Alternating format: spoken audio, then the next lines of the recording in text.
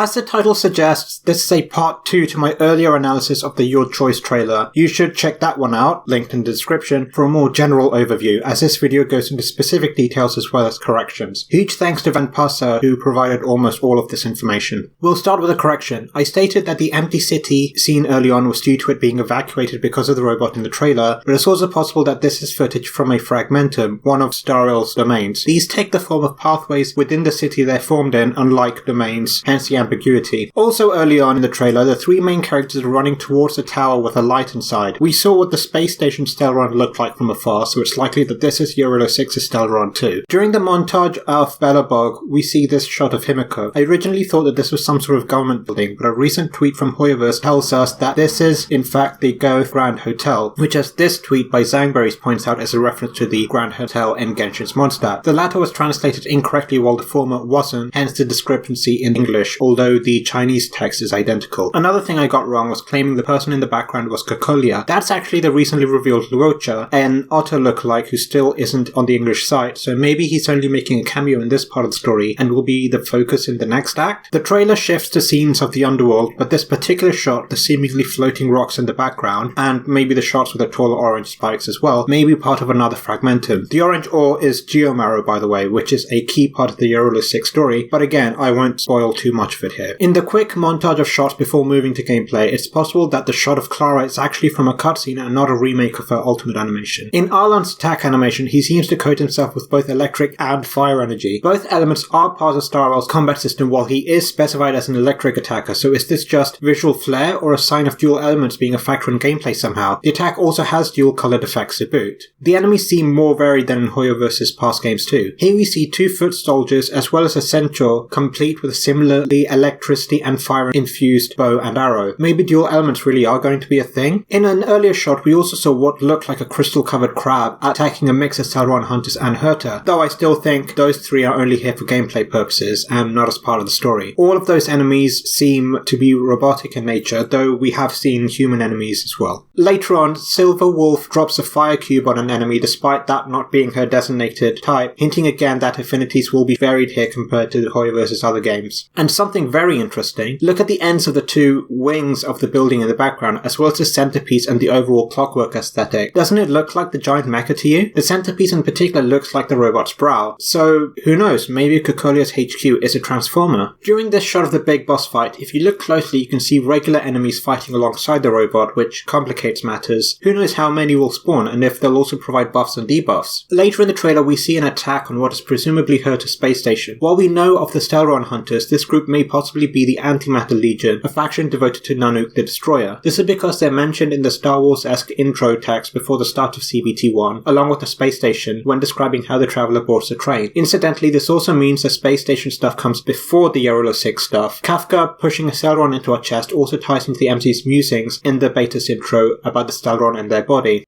The Stellaron in my body.